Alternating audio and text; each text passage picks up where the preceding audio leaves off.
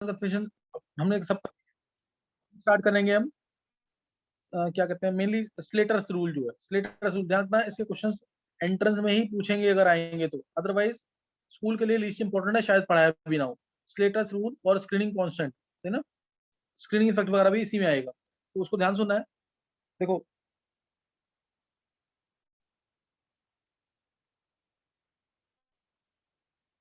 Slater's rule, इसमें screening constant sigma या S, sigma और एस, इसको भी एक्सप्लेन करेंगे। स्लेटर्स रूल में स्क्रीनिंग इफेक्ट को भी एक्सप्लेन करेंगे। ध्यान रखना, जैसे मैं बहुत सिंपल तरीके से एक्सप्लेन कर रहा हूँ उसको। मान लो न्यूक्लियस है, न्यूक्लियस जो है इसमें +10 यूनिट्स का चार्ज है, +10 का, यानी 10 प्रोटॉन है इसके पास, 10 प्रोटॉन है इसके पास, और इसके पास ये इलेक्ट्रॉन्स, ये इलेक्ट्रॉन्स होंगे, ये इलेक्ट्रॉन्स होंगे। तो +10 का चार्ज है, तो +10 का चार्ज है यहाँ पे, ये इधर भी इलेक्ट्रॉन है, इधर भी इलेक्ट्रॉन है, इधर भी इलेक्ट्रॉन्स होंगे, इधर भी, सब सब जगह इलेक्ट्रॉन्स होंगे ऐसे। तो +10 का चार्ज है, तो +10 का फोर्स जो है, +10 का न्यूक्लियस अपना चार्ज कितना दे रहे हैं, +10 का, +10 का फोर्स कौन से वाले इलेक्ट्रॉन्स फील कर पाएंगे, पहले शेल के, दूसरे शेल के, तीसरे शेल के या चौथे शेल के, +10 का फोर्स कौन फील कर पाएगा पूरा, first first shell. First shell के इलेक्ट्रॉन जो न्यूक्लियस के बिल्कुल पास है, तो इसमें पावर लगेगी, न्यूक्लियस जो है अपनी पूरी पावर के इलेक्ट्रॉन खींचेगा +10 की पावर से, और दूसरे शेल के इलेक्ट्रॉन्स को +8 से खींचेगा कुछ, तीसरे को +5 से खींचेगा, लास्ट वाले को तो बहुत कम, मान लो +3 से खींच रहा है। ये बात समझ आई मैंने जो बोला है? Yes sir.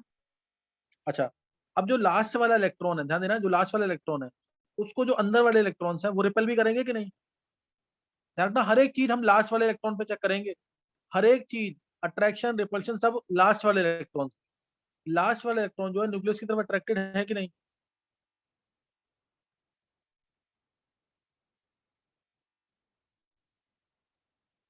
Yes sir. बोलो, लास्ट वाला इलेक्ट्रॉन क्या वो पूरी अट्रैक्शन फील करेगा न्यूक्लियस की?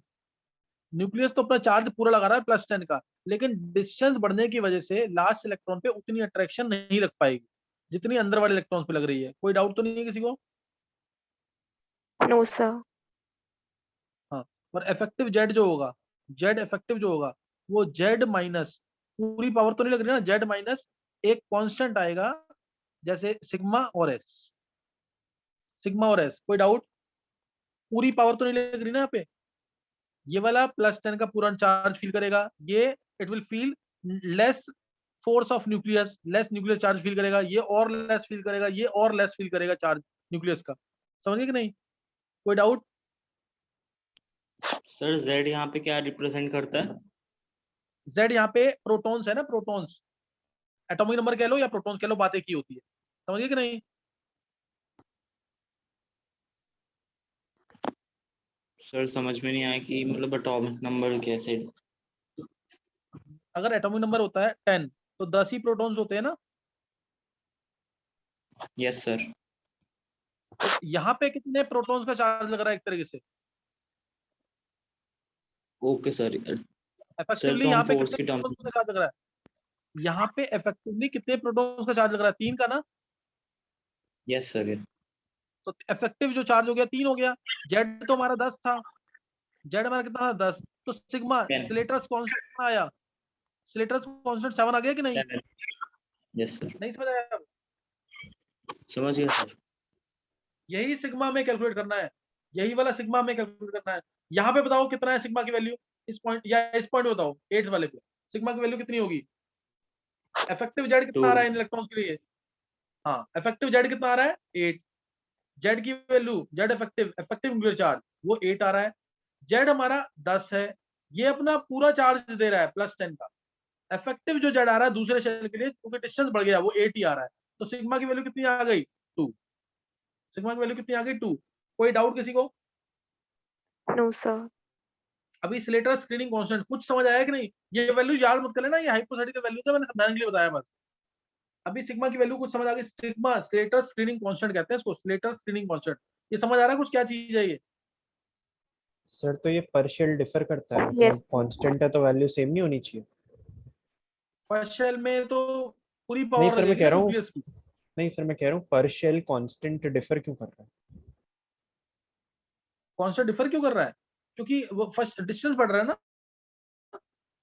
हर एक शेल सर के तो लिए ये उस डिस्टेंस बढ़ पर्टिकुलर रहा है। शेल अगर के मान हर इलेक्ट्रॉन के लिए पर्टिकुलर से शेल के लिए सेम कांस्टेंट रहेगा। रहता है? हाँ पर्टिकुलर ओके शेल सर। के इलेक्ट्रॉन के लिए कांस्टेंट रहेगा, समझा कि नहीं यार? यस सर, समझ गया। तो मैं यही बताऊंगा भी कि एस और पी के लिए ये कांस्टेंट वैल्यू देता है, डी और एफ के लिए ये एक जैसा माना जाता है और कांस्टेंट वैल्यू देता है। थोड़ा इसको इसको फील करो पूरा कि जो मैं बता रहा हूँ, नहीं समझ आ रहा तो दोबारा पूछ लो। ये हम धीरे धीरे स्लेटर, अभी मैंने स्लेटर रूल सिर्फ समझाने का एक बेसिक बताया है, मैं इसकी तरफ जाऊंगा अभी। ये इतना समझ आ गया कि नहीं? Yes. Yes, sir. क्या ये वीडियोस में नहीं था? वीडियोस में था नहीं ये? अभी तो नहीं आया ये। सर बाद में है, थर्ड नहीं वीडियो आया? में है, एंड में। थर्ड वीडियो के एंड में है? तो ये पढ़ा नहीं, ये सबने पढ़ा नहीं है ये मैंने उसमें ऐसे ही समझाया हुआ, सारा समझाया हुआ कि नहीं उज्जवल? यस सर, समझाया हुआ है। हाँ तो ये पता होना चाहिए। तो सिग्मा की वैल्यू 2 आ गई यहाँ पे। सिग्मा यहाँ पे स्लेटर स्क्रीनिंग कांस्टेंट है, जिसकी वैल्यू डिफाइन की थी स्लेटर ने, और उसने कांस्टेंट वैल्यू दी थी। स्लेटर के रूल तुम ये मान के चलना ओनली 50-60% करेक्ट है, पूरे करेक्ट नहीं है, क्योंकि उसने एस और पी के लिए दोनों के लिए एक वैल्यू दे दी, जबकि कुछ तो डिफरेंस होना चाहिए ना एस और पी सब शेल में। डी और एफ के लिए एक ही वैल्यू दे दी, कुछ तो डिफरेंस होना चाहिए। तो इसलिए स्लेटस के रूल बिल्कुल परफेक्ट नहीं है। तो अब लेकिन करना है क्योंकि इसके क्वेश्चन आते हैं। अच्छा अब देखेंगे जेड इफेक्टिव को मैंने जेड माइनस सिग्मा लिखा है। ये सबको समझ आ गया कि जेड इफेक्टिव को जेड माइनस सिग्मा जो लिखा मैंने, जेड इफेक्टिव को जैसे अगर मैं इसको प्रूफ भी कर सकता हूँ, देखो प्रूफ कैसे होगा, ये ध्यान देना एक बार। जेड इफेक्टिव को मैंने जेड माइनस सिग्मा लिखा है। अगर एक ही इलेक्ट्रॉन हो, ध्यान देना, अगर सिंगल इलेक्ट्रॉन है तो जेड इफेक्टिव हमेशा जेड के इक्वल होगा कि नहीं? अगर सिंगल इलेक्ट्रॉन है yes sir. Z effective will always, क्योंकि इसमें तो सिर्फ अट्रैक्शन ही होगी न्यूक्लियस की, रिपल्शन तो कोई फोर्स है ही नहीं। मान लो कोई मल्टी इलेक्ट्रॉन ले लिया मैंने, मान लो मल्टी इलेक्ट्रॉन ले लिया, ज्यादातर एग्जांपल 3 से दी होती है, 3 इलेक्ट्रॉन ले लिए सपोज मैंने, 3 ले लो, 2 ले लो, 2 से भी काम चल जाएगा, लेकिन 3 से और बेटर समझ आएगा। मान लो अब 3 इलेक्ट्रॉन है। अब न्यूक्लियस जो है इस इलेक्ट्रॉन पे अपना अट्रैक्टिव फोर्स भी लगाएगा, ये 2 इलेक्ट्रॉन्स इसको रिपेल भी करेंगे, तो रिपल्सिव फोर्स भी लगेगा। इसका अट्रैक्टिव फोर्स भी होगा इस इलेक्ट्रॉन का टुवर्ड्स द न्यूक्लियस, ये अट्रैक्टिव फोर्स है। और ये यहाँ पे दोनों इलेक्ट्रॉन रिपेल करेंगे, रिपल्सिव फोर्स है। और ये तो तुम्हें पता ही है कौन सा फोर्स स्ट्रॉन्ग होगा, अट्रैक्टिव की रिपल्सिव? अट्रैक्टिव फोर्स ज्यादा स्ट्रॉन्ग होगा, repulsive force? Sir repulsive. Repulsive force ज्यादा स्ट्रॉन्ग होगा और अट्रैक्टिव फोर्स कम होगा। सर एक बार वैसे तो ये पॉजिटिव डिपेंड चार्ज करता है लग ना रहा हम कौन सी सिचुएशन देख रहे हैं। हाँ वो तो सही है, वो तेरी बात सही है बिल्कुल, लेकिन इन जनरल हमेशा अगर सेम सिस्टम है, एक ही एटम है, तो attractive force will always be stronger. Reason being, बहुत सिंपल सा रीजन है, इलेक्ट्रॉन्स एक तो मोबाइल है, इलेक्ट्रॉन्स एक तो मोबाइल है। क्यों? क्योंकि इलेक्ट्रॉन्स तो हो सकता है ना, जैसे अभी मैंने बोला इलेक्ट्रॉन दोनों मान लो यहाँ पे आ गए, और ये वाला इलेक्ट्रॉन यहाँ पे जिससे रिपल्शन है, अब तो इस पर रिपल्शन होगी नहीं, लेकिन न्यूक्लियर चार्ज वो तो बिल्कुल सेंटर में है, 3 प्रोटॉन्स है ना इसके पास, 3 इलेक्ट्रॉन मतलब 3 प्रोटॉन, 3 प्रोटॉन तो इलेक्ट्रॉन को अट्रैक्ट करेंगे करेंगे। एक तो रीजन ये, और दूसरा प्रोटॉन्स 3 है जो खींच रहे हैं, इलेक्ट्रॉन्स 2 है जो रिपेल कर रहे हैं, तो कौन सा फोर्स स्ट्रॉन्ग, अट्रैक्टिव की रिपल्सिव? अट्रैक्टिव। ध्यान रखना, इस चीज अट्रैक्टिव। का भूलना नहीं बिल्कुल। Attractive force is always stronger, clear? Attractive force is always stronger. Attractive force क्या होगा वैसे? अट्रैक्टिव फोर्स क्या होगा? Force force of nuclear attraction हमेशा चार्ज। के क्यू1, ये होता है कि नहीं, K Q one Q two by R square. है। Yes sir. पता है ना, जैसे जैसे ग्रेविटेशनल फोर्स होता है GMM बाय आर स्क्वायर, ऐसे ही अट्रैक्टिव फोर्स मैंने तुम्हें बता रखा है, ये याद कर लो, इलेक्ट्रोस्टैटिक में पढ़ेंगे, इलेक्ट्रोस्टैट्स में 12th क्लास में ये फॉर्मूला होता है इसका, के Q1 Q2 by R square. Q1 क्या है? Charge on nucleus. Q2 क्या है? Charge on electron. Q1 क्या है? चार्ज ऑन न्यूक्लियस, वो जो ZE है। ZE मतलब इस केस में 3E है, अदरवाइज इन जनरल में ZE लिखूंगा। तो ये आ गया के into ZE into E by में आर स्क्वायर। कोई डाउट अट्रैक्टिव फोर्स के लिए जो मैंने फॉर्मूला लिखा है? अट्रैक्टिव फोर्स के लिए जो मैंने फॉर्मूला लिखा है, इसमें किसी को डाउट तो नहीं है? नो चलो ये सर। समझ आ गया। अब हाँ, रिपल्सिव फोर्स। अब ध्यान देना, रिपल्सिव फोर्स, रिपल्सिव फोर्स का फॉर्मूला क्या होगा? यही होगा के Q1 Q2 by R square. देखो आर जो है इसमें आर एवरेज होगा, आर यहाँ पे आर एवरेज होगा, क्यों? क्योंकि इलेक्ट्रॉन मोबाइल है, तो एवरेज डिस्टेंस मैंने आर ही माना है। एवरेज डिस्टेंस क्या माना है? आर। डाउट तो नहीं है किसी को? सर कैलकुलेशन थोड़ा इजी कर अट्रैक्टिव दूं? फोर्स के लिए सेम होगा, और जो इलेक्ट्रॉन्स के बीच में रिपल्सिव फोर्स है उसके लिए वेरी करेगा ना सर? हाँ, अब जैसे मैं इसको ये लिख रहा हूँ, कितने इलेक्ट्रॉन रिपेल कर रहे हैं इस इलेक्ट्रॉन को? Z-1 ये आएगा यस कि सर। नहीं? 2 इलेक्ट्रॉन रिपेल कर रहे हैं ना, प्रोटॉन्स 3 अट्रैक्ट कर रहे थे, इलेक्ट्रॉन्स 2 ही रिपेल कर रहे हैं, तो Z-1 आएगा कि नहीं? Yes yes sir. सर। लेकिन एक बात बताओ, क्या ये बिल्कुल ट्रू होगा? ये दोनों इलेक्ट्रॉन हमेशा इस इलेक्ट्रॉन को रिपेल करेंगे? नहीं सर, नो सिचुएशन पे सर। डिपेंड करेगा, अनसर्टेनिटी रहेगी। डिपेंड करेगा। इसलिए मान लिया मैंने ये इलेक्ट्रॉन बिल्कुल दूर है तो रिपेल नहीं करेंगे, तो इन जनरल इसको मानते हैं सिग्मा ई। सिग्मा वही है स्लेटर स्क्रीनिंग कांस्टेंट, और सिग्मा जो है ध्यान देना, sigma E is less than Z-1 ई। कोई डाउट? सिग्मा ई लेस देन Z-1 ई होगा।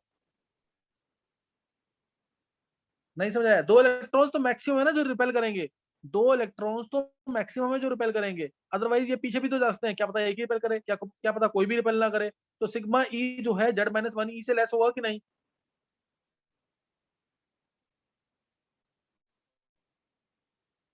सर एक तो डाउट है। हाँ, बोलो बोलो। सर हम मिडल इलेक्ट्रॉन को इसलिए नहीं लेते क्योंकि एक आगे रिपेल करेगा और एक पीछे रिपेल करेगा, तो वो मतलब। बहुत सारी सिचुएशन होती है, सिर्फ लास्ट इलेक्ट्रॉन पे अट्रैक्शन रिपल्शन फील होगी। मैं हमेशा बोल रहा हूँ तुम्हें, याद, अंदर वाले इलेक्ट्रॉन से कोई लेना देना नहीं है, वो सिर्फ रिपेल करेंगे दूसरे इलेक्ट्रॉन को, न्यूक्लियस से अट्रैक्टेड होंगे। Sigma E is less than Z-1 ई, ये सबको समझ आ गया कि नहीं?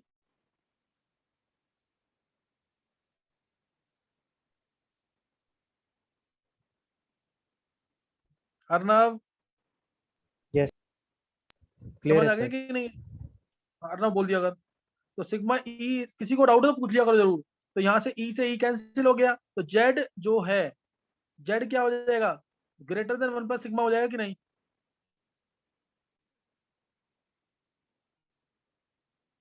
Yes sir.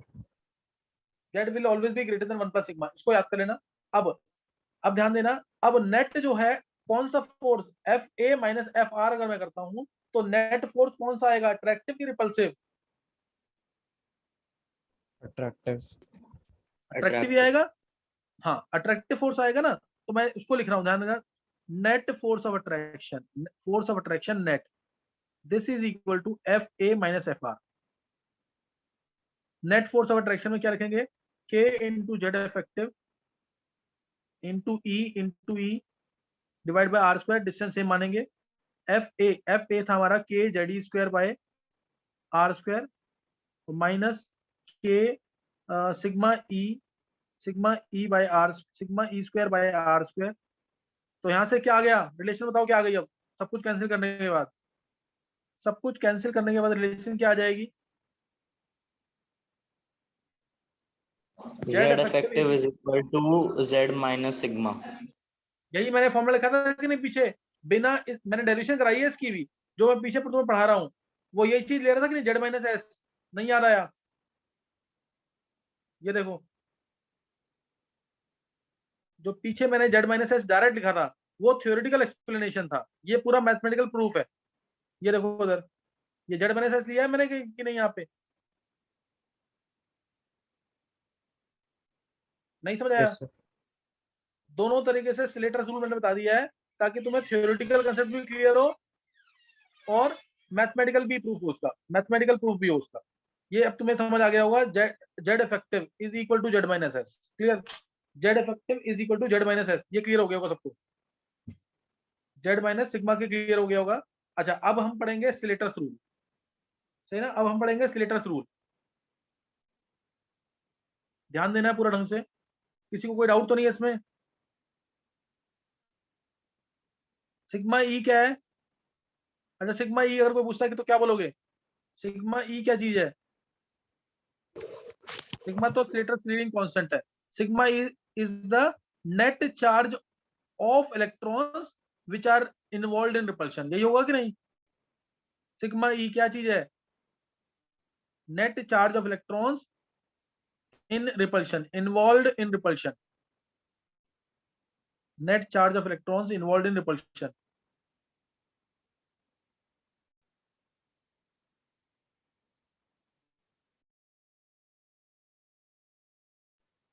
आगे समझ की नहीं है?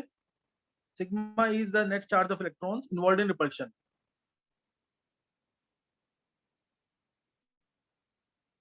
या फिर कह सकते हो decrement in nuclear charge is called as sigma और S. Decrement on decrement in nuclear charge, decrement in nuclear charge is called as sigma. Decrement in nuclear charge is called as sigma. अच्छा अब screening effect क्या होता है? Definition लिख लेंगे इसकी। Screening effect, decrease in the attractive force due to the inner electrons. ये last electron है, ये रहा, इस पे अट्रैक्टिव फोर्स कम क्यों हुआ? क्योंकि ये इलेक्ट्रॉन इसको रिपेल कर रहा है और ये इलेक्ट्रॉन भी इसको रिपेल कर रहा है, दोनों रिपेल कर रहे हैं इसको, सही ना? तो इसलिए इस इलेक्ट्रॉन पे अट्रैक्टिव फोर्स थोड़ा सा कम हो जाएगा। तो decrease in the attractive force due to the presence of inner shells is called as screening effect. Decrease in the attractive force due to the presence of inner shells is called as screening effect और shielding effect, और shielding effect. Decrease in the attractive force due to the presence of inner shells is called as screening effect और shielding effect। कोई doubt Arnav? No sir. चलो ये ध्यान रखना इसके अंदर, this is called as screening effect. अब ध्यान, यहां से ध्यान से समझना बिल्कुल। अब जो मैं बताऊंगा बात, यहां से बिल्कुल ध्यान से समझना। मैं लिख रहा हूं यहाँ पे S पर electron of orbit,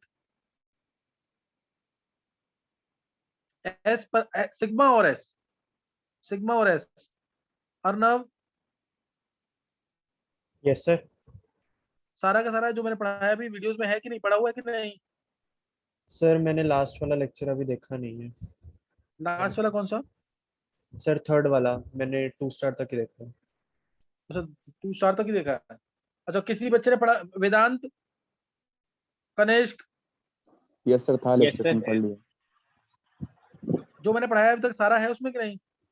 yes sir, अभी तो है। सारा है।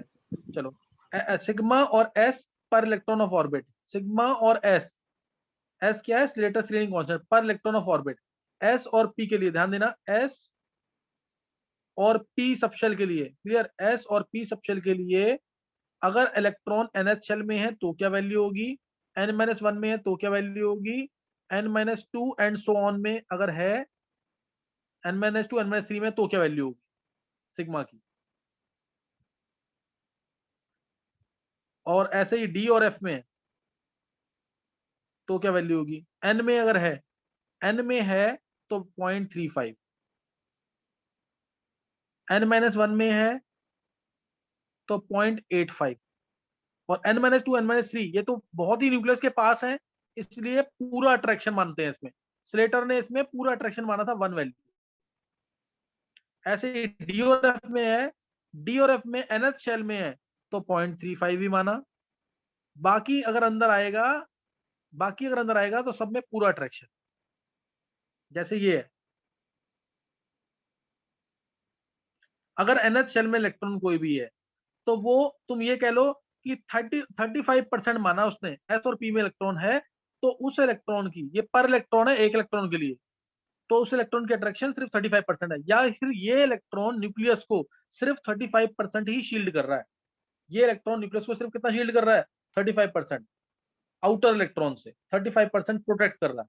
और अगर N-1 में है एस और पी में, अगर लास्ट इलेक्ट्रॉन एस और पी में था तो उसके अंदर जो N-1 शेल है उसका इलेक्ट्रॉन जो है 85% न्यूक्लियस को प्रोटेक्ट कर रहा है, उसका इलेक्ट्रॉन 85% न्यूक्लियस को प्रोटेक्ट कर रहा है, और उसके अगर अंदर होगा तो वो 100%।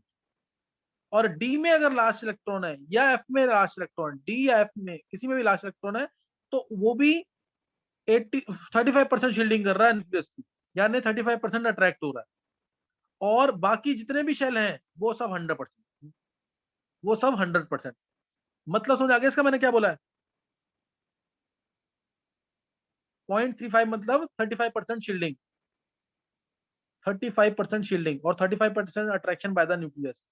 लास्ट शेल का एक इलेक्ट्रॉन की बात कर रहा हूँ। लास्ट शेल में अगर 10 इलेक्ट्रॉन है, 10 के लिए बात नहीं कर रहा, सिर्फ एक के लिए। 10 है तो 10 × 0.35। समझ आ गया मैंने क्या बोला है? समझ आ गया कि नहीं Yes. वेदांत? यस सर आ गया। चलो अब देखना नेक्स्ट। हाँ नेक्स्ट देखेंगे। सर हाँ बोलो बोलो। सर मतलब n की वैल्यू पे भी तो डिपेंड करेगा कि मतलब n की वैल्यू क्या है। हाँ तो वो तो बता ही दिया, लास्ट शेल का है तो एन की वैल्यू पे डिपेंड करेगा।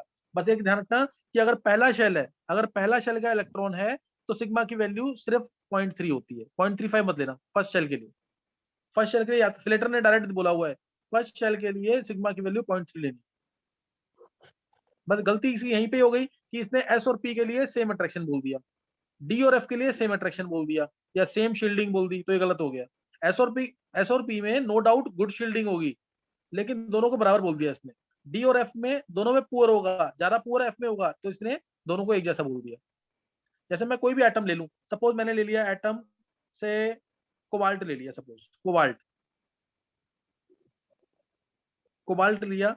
कोबाल्ट होता है 1s2 2s2 2p6 3s2 3p6 3d7 4s2। यही कोबाल्ट की कंफिगरेशन है, यही कोबाल्ट की कंफिगरेशन है कि नहीं?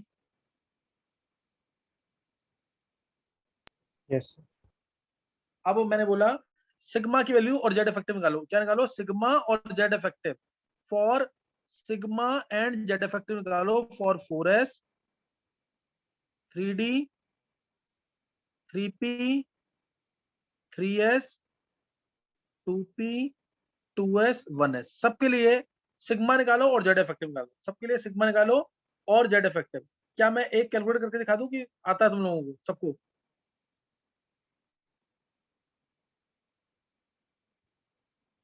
मैं तुम्हें बता रहा हूँ, जो लोग बहुत सिंपल पढ़ना चाहते हैं उनके लिए कोई मायने नहीं है आज के लेक्चर का। हाँ स्क्रीनिंग इफेक्ट जरूर आना चाहिए, वो बहुत इंपॉर्टेंट है। स्क्रीनिंग इफेक्ट का मीनिंग, उसका ग्रुप में कैसे वेरिएशन होगा, पीरियड में कैसे वेरिएशन होगा, वो मैं बताऊंगा आगे। मैं एक करके दिखा दूं क्वेश्चन ये? Yes.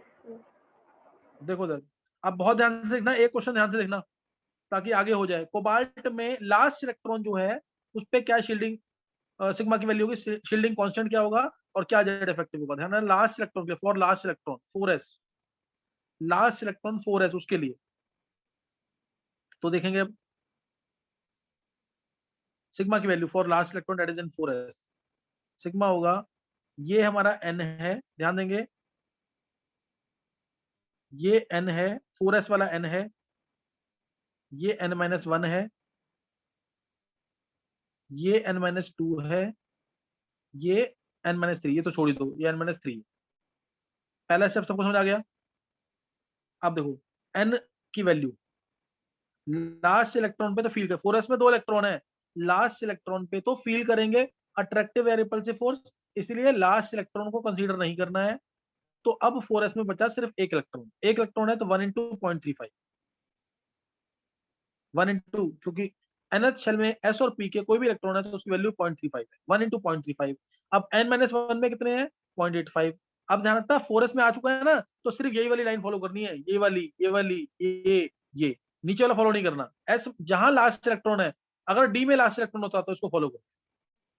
तो अब थर्ड शेल में कितने इलेक्ट्रॉन्स हैं? 2 6 8 8 और 7 15, तो +15 ×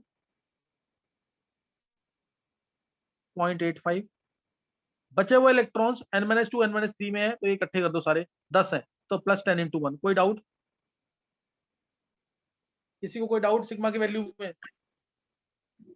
सर आपने तो कलेक्टिव निकाला ना फिर? हाँ, अब जेड क्या होगा इफेक्टिव? जेड माइनस सिग्मा होगा कि नहीं? जेड कितना है? 27। सिग्मा कितना है? निकाल लोगे 0.35 + 10 10.35 और 15 into 8.85 कितना आएगा? 15 into 0.85 सर 12.75 12.75 और 0.35 13.1 13.1 प्लस 10 23.1 आ रहा है क्या? यस सर तो ये कितना आ जाएगा? 3.9। एक बार देखो उज्ज्वल, yes sir 3.9 effective nuclear charge on the last electron, that is on 4s, will be 3.9। 3.9 का चार्ज लगेगा लास्ट इलेक्ट्रॉन। कोई डाउट किसी को? जेड इफेक्टिव वैल्यू ये है।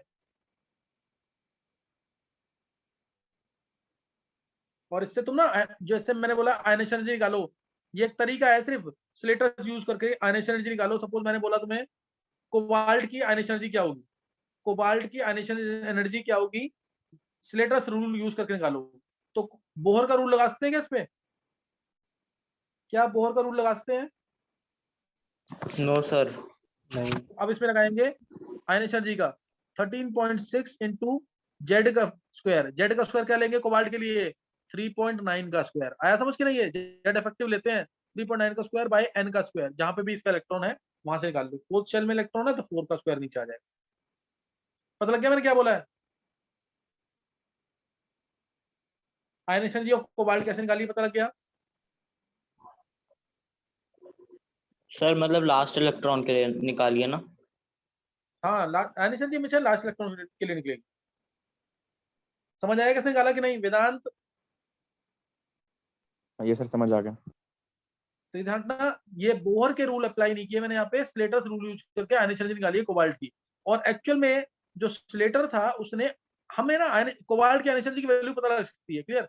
हमें कोबाल्ट की आयनेशन एनर्जी की वैल्यू पता लग सकती है। मान लो कोबाल्ट के लिए आयनेशन एनर्जी की वैल्यू है 13.2, तो उसने इस 13.2 को यूज करके ही जेड इफेक्टिव निकाला था। ये जेड इफेक्टिव इसने 13 पॉइंट जेड इफेक्टिव का स्क्वायर। तो यहां से इसने जेड इफेक्टिव निकाला। पहले स्लेटर ने पहले आयनेशन एनर्जी निकाली कोबाल्ट की या हर एक एटम की, उससे उसने निकाला जेड इफेक्टिव। ध्यान सुना लाइन, हमें किसी भी एटम की आयनेशन एनर्जी पता लग सकती है, उसमें इलेक्ट्रॉन निकालने की जो हमें एनर्जी देनी पड़ रही है वो हमें पता लग सकती है। वो एनर्जी निकाली पहले स्लेटर ने, वो एनर्जी निकालने के बाद उस एनर्जी को पुट किया इस फॉर्मूले में, तो उसने निकाला उससे जेड इफेक्टिव। जेड इफेक्टिव का स्क्वायर निकला, फिर उससे जेड इफेक्टिव निकाला। जेड इफेक्टिव को उसने यूज किया इस फॉर्मूले में, तब उसने निकाला सिग्मा। जैसे जेड इफेक्टिव कितना आया यहाँ पे? जेड इफेक्टिव आया 13, मान लो कोई भी आ गया Z effective. Z effective suppose आ गया यहाँ पे 23.1। जेड इफेक्टिव हमारा आ गया 3.9। जेड इफेक्टिव 3.9 आया ना, जेड इफेक्टिव यहाँ से 3.9 आ गया, 3.9। तो 3.9 is to Z 27 minus sigma. तो यहां से सिग्मा इससे कैलकुलेट किया था ऐसे। फिर इसने अपने स्लेटर स्क्रीनिंग कांस्टेंट दिए। तरीका पता लग रहा है कि जो ये एस पर इलेक्ट्रॉन ऑफ ऑर्बिट दिया है स्लेटर ने, ये कैसे दिया है? पता लगा कि नहीं? है आयनेशन सर तो एनर्जी की पहले वैल्यू इसने से। एनर्जी के आयनाइजेशन एनर्जी एक्सपेरिमेंटली निकाल के अपने कांस्टेंट्स प्रूव किए थे। हाँ, तब उस पर निकाले गए कांस्टेंट। ये मैं बहुत बेसिक से बता रहा हूँ। ऑब्जेक्टिव में ऐसे क्वेश्चन आएंगे ना तो अटेम्प्ट बहुत कम बच्चे कर पाएंगे कि how this Slater has calculated the value of screening constants. तो एटॉमिक रेडियाई से, आयनेशन एनर्जी से, इलेक्ट्रॉन एफिनिटी से ऐसे पूछ सकते हैं। तो आयनेशन एनर्जी को बेस मानकर इससे निकाला था एस की वैल्यू। समझे कि नहीं ये क्वेश्चन? Arnav, yes sir. हाँ, ये ध्यान रखना इस सर चीज का। ये बातें बहुत, जब अच्छी बुक्स पढ़ोगे ना तो उसमें ये बातें लिखी हैं, सब में नहीं लिखी हैं बातें। कोई डाउट किसी को?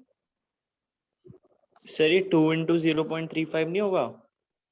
4s2 दिखा रहा है। क्यों 2 इंटू? 4s2 है तो लास्ट इलेक्ट्रॉन पे तो रिपल्शन या अट्रैक्शन फील करेंगे ना। मैं तुम्हें शुरू से एक लाइन बोल रहा हूँ, एक इलेक्ट्रॉन को छोड़ दिया करो हमेशा, उसी इलेक्ट्रॉन पे अट्रैक्शन या रिपल्शन फील हो रही है ना, तो उस पर थोड़ी निकालना है। उसको तो बाकी सब डिस्टर्ब कर रहे हैं, इलेक्ट्रॉन्स या फिर न्यूक्लियस। नहीं समझा उज्जवल? समझ गया सर, समझ। हाँ, यस तो सर। लास्ट इलेक्ट्रॉन छोड़ देना, लास्ट इलेक्ट्रॉन को छोड़ देना है। तो ये इस तरीके से कोबाल्ट में 4s पे मैंने निकाला सिग्मा। अब ऐसे ही तुम सिग्मा निकालोगे कोबाल्ट के अंदर 3d पे, 4p पे। क्या खुद निकाल लोगे कि मैं बताऊं?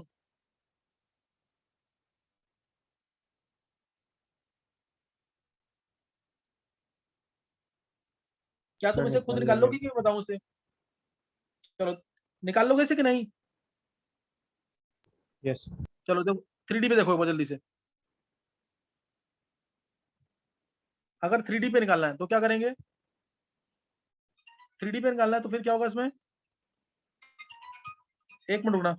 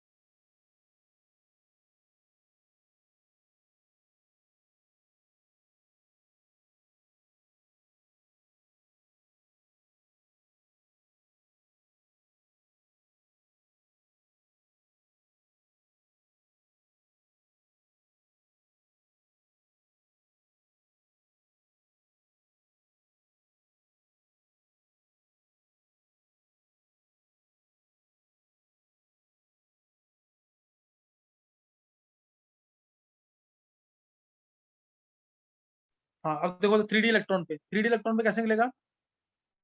3D के इलेक्ट्रॉन 4s को भूल जाओ, क्योंकि 4s तो न्यूक्लियस से दूर हो गया, है ना, न्यूक्लियस से दूर हो गया। तो 3D में 6 इलेक्ट्रॉन है। अब D में 6 इलेक्ट्रॉन, ध्यान रखना D में 6 इलेक्ट्रॉन है, तो इसलिए सिग्मा की वैल्यू जो आएगी वो होगी 6 इंटू 0.35। बस D का इलेक्ट्रॉन ले लेना, बाकी सबके लिए 1। D का इलेक्ट्रॉन ले लेना, बाकी सबके लिए क्या आएगा? 1। यानी कितने इलेक्ट्रॉन बचे अभी? ये देखो इधर 18 इलेक्ट्रॉन बच गए कि नहीं? चेक करो एक बार।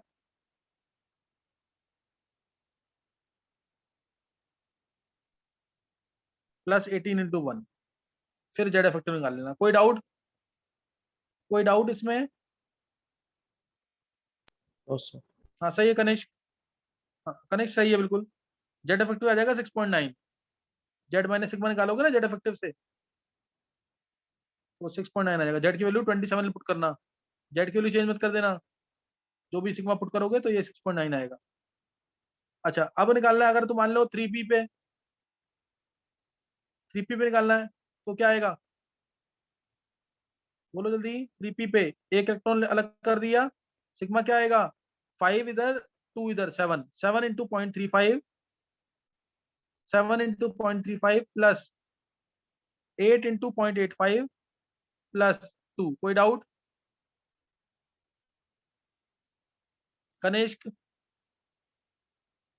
No sir. समझ आ गया कि नहीं सर है?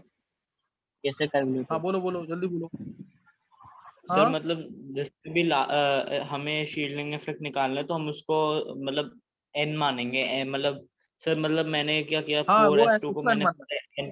नहीं नहीं नहीं नहीं, जो जिस पे निकालना है उसको एन मानना है। अच्छा अब नेक्स्ट निकालना है 3s पे। 3s पे निकालेंगे तो 3s पे निकालेंगे तो क्या आएगा आंसर? उज्जवल, अगर 3s पे निकालना है तो? सर शर्मा। हाँ उज्जवल शर्मा। सर 1 इंटू 0.35 करेंगे, फिर सर 8 इंटू प्लस में 8 इंटू 0.85 प्लस 2 इंटू 1। अब मेरी बात सुनना, मैंने अभी तुम्हें पीछे बताया था 3s और 3p को स्लेटर ओ ने सेम माना था, तो बता यस उज्जवल सर। क्या करेंगे? सर यहाँ पे 7 इंटू 0.35 आएगा। हाँ जो मैंने 3p के लिए किया है वही 3s के लिए भी करेंगे, ये याद रखना हमेशा। जो मैंने 3s के लिए किया है वही सेम करेंगे 3p के लिए भी, यानी 3p के लिए भी यही सेम आंसर आएगा। समझ आ गई सबको बात की नहीं? नहीं समझ आ रहा है?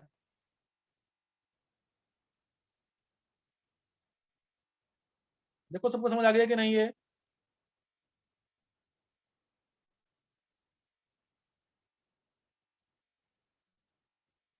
सर ये सिर्फ अर्नब, थर्ड वाले के लिए एस और पी में सेम होता है?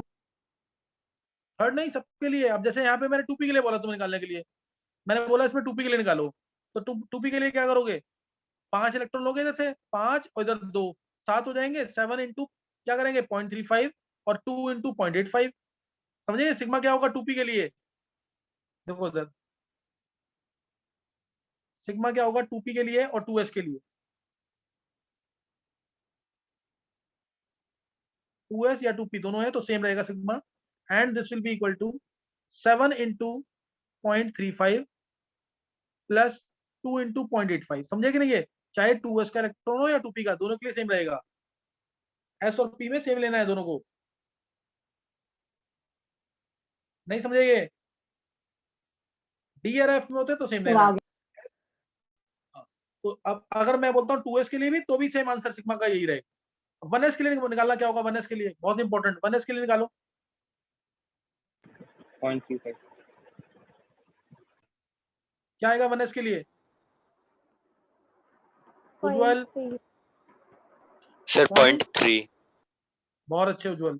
सिग्मा के 1s में एक इलेक्ट्रॉन लेंगे, और अभी मैंने तुम्हें पीछे बताया था 0.35 नहीं करीश, मैंने तुम्हें बताया था पीछे सिग्मा की वैल्यू क्या लेंगे इसके लिए, एक इलेक्ट्रॉन पे 0.3। तो जेड क्या होगा इसमें? जेड इफेक्टिव क्या होगा? देखो बहुत ज्यादा, 27 माइनस 0.3 यानी 26.7। समझ आया कि नहीं? ये एक 1s में जो इलेक्ट्रॉन होगा उसमें वैल्यू जो है 0.3 लेनी है सिग्मा की। मैंने लिखा, ये लिखा है, देखो लिखा है ना ये सर ऐसा क्यों हुआ? ये एक्सपेरिमेंटल है। ये वेदांत, मैंने बोला ना एक्सपेरिमेंटल वैल्यूज हैं। ये 0.35 जो है कैसे निकाली इसने? एक्सपेरिमेंट करके। समझा कि नहीं? ये हीलियम का यस सर। एक्सपेरिमेंट किया होगा, हीलियम के लिए एक्सपेरिमेंट किया हो, क्या पता इसने उससे ये वैल्यू आई हो। समझा यस सर, वेदांत की समझ गया। नहीं? तो ये बस इसके लिए याद रखना 0.3 होता है उसके लिए। अच्छा, अभी तुम्हें सिलेटर्स की वैल्यू निकालना आ गया सबको?